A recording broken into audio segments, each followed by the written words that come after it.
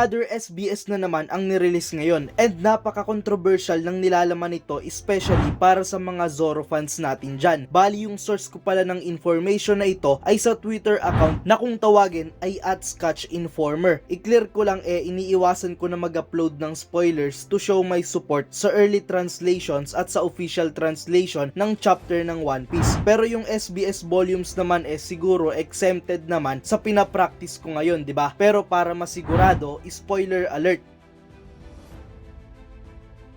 Unahin muna natin yung masasabi ni Oda sa mga OP YouTubers. Ito ay translation ni @Sandman_AP. Sa wikang Filipino nga sabi ni Oda, alam ko na merong mga OP YouTubers ang nag-e-exist. Napanood ko na yung ibang videos na ginawa nila. Nakakagulat na sila ay sobrang knowledgeable tungkol sa One Piece. Pero pinapaalalahanan ko ang aking sarili na hindi ko dapat panoorin ang kanilang prediction o theory since pwede silang tumama. Hindi ko pwedeng ikumpara yung knowledge level ng mga OP YouTubers sa mga casual audience ko na ang gusto lang ay enjoy ang istorya. Kung kaya't kailangan kong gawin yung istorya na pasok at suitable sa knowledge level ng lahat. Kapag nag-drawing ako mainly para sa mga YouTubers, ako ay magiging corrupted bilang isang manga artist na para bang iisipin ko na maiintindihan naman ng aking audience kung mag-i-skip ako ng ilang parts at explanations kasi mataas naman yung knowledge level nila sa istoryang nililikha ko. Wala akong intensyon na isensor ng sobra yung mga OP YouTubers. So feel free to enjoy na panoorin pa rin sila. And by the way, gumawa rin kami ng official YouTube channel na I Have Nakamas. So wag niyong kalimutang bisitahin ito. Yan nga yung message ni Oda para sa mga OP YouTubers. Para sa akin, ito ay tumutukoy sa mga OP YouTubers na talagang sikat na sikat at marahil ay sa Japan lang. Hindi ako sure kung pinapanood talaga ni Oda yung mga international YouTubers. Although yung mga kagaya ni Roger Base kilala na din sa Japan. Pinapakita lang ito na pinapahalagahan talaga ni Oda yung kanyang audience. May add lang dito, sinabi nga ng editor ni Oda sa isang recent interview na hindi niya pinalitan yung ending ng One Piece. Ito nga ay nagawa na niya una pa lang at wala siyang balak na baguhin ito kahit mahulaan pa ng mga OP YouTubers ang ending. Well, abangan na lang natin yan. Doon na tayo sa ibang nilalaman ng SBS Volume 101. Unang-una ay yung future ni Franky at the age of 50 and 70. Kapag naging smooth at successful yung journey ng Straw Hat, ganito yung mangyayari kay Franky. Naka-Japanese translation pa ito pero kapansin-pansin yung mga snow sa likod ni Franky at the age of 50. Naisip ko nga baka nasa isla siya ng hometown ni Vegapunk, yung Karakuri Island. At the age of 70, para namang nasa ibang lugar si Franky dito. Kasi nga nakasuot naman siya ng summer shirt. Siguro nasa Water 7 na siya malamang. Doon naman sa kapag naging miserable yung future at the age of 50,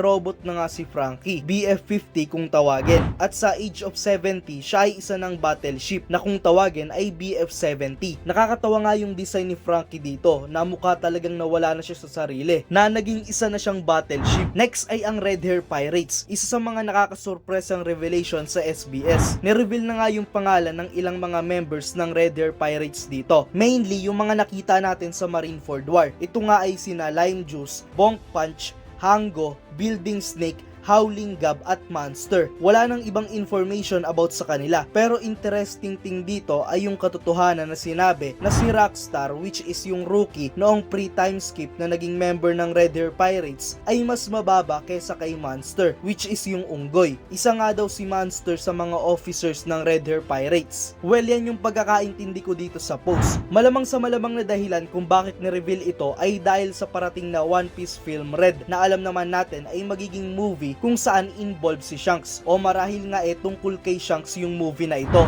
Next paano nga ba kumain si King Oda? Tanong ng isa sa mga fans and ganito yung sagot niya. Nag-hybrid form si King, specifically yung kanyang bibig lang, tapos ganto na siya kumain. Ano nga ba yung smile devil fruit sana ni Killer kung hindi siya nakakain ng failed smile? At ito yung sagot ni Oda dyan, isang elephant smile. Imagine kung ganyan talaga yung nangyari kay Killer, diba? Hindi na nga siya tatawa pero ganyan naman yung itsura niya. Nagkaroon din dito ng spread kung saan pinakita ni Oda yung mga swordsman sa One Piece. Iilan lang naman sila dyan pero yan nga. Siguro naman hindi na kayo magugulat na isang swordsman si Shanks, diba? Sunod ay yung personification ng Kanabo ni Yamato. Ganito yung itsura. Isang masayahing matanda na parang bukol yung design ng buhok sa gilid habang may literal na 3 bukol sa ulo. At ang panghuli ay yung revelation tungkol sa 3 legendary samurai na nakasama noon ni Yamato. Sinagot nga ni Oda yung tanong regarding doon sa chapter kung saan inintroduce inintroduce niya yung karakter na kamukha nga daw ni Zoro. Ayaw nga daw i-reveal ni Oda yung tungkol dito kasi ang rude daw o bastos nga daw kung i-reveal niya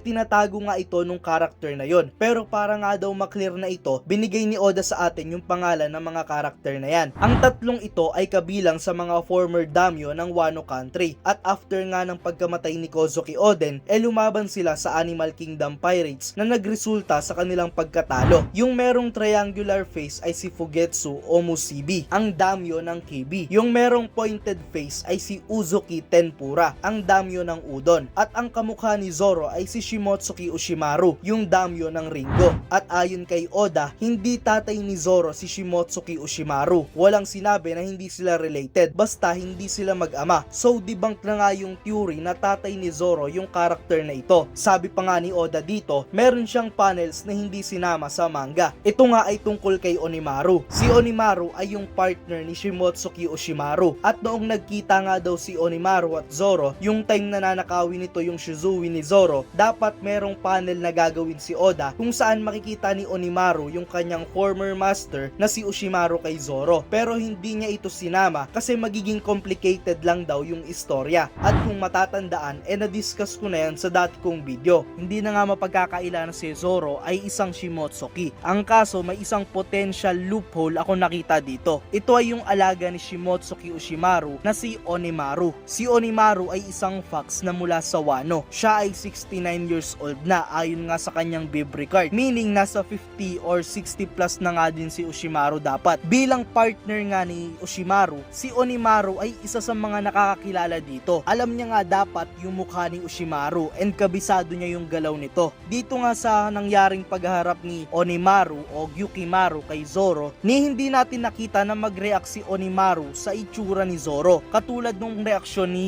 Kawamatsu at Yogoro. Maging yung kanyang sword style nga man lang hindi man lang pinansin ni Onimaru. Si Onimaru nga yung loophole sa theory na ito. So basically, tumama nga yung ideya natin. Dagdag ni Oda, wala na nga daw siyang intention na i-include pa yung mga pangalan na ito sa main story. O baka hindi niya na i-include yung mga samurai na yan. Especially si Ushimaru. Hindi siya sigurado kung idodrawing niya pa ba ang lineage ni Ushimaru. Bali yan na nga yung ilang mahalagang information tungkol sa SBS Volume 101. Ano yung masasabi nyo mga kapirata? Maraming salamat sa panonood. Paalam!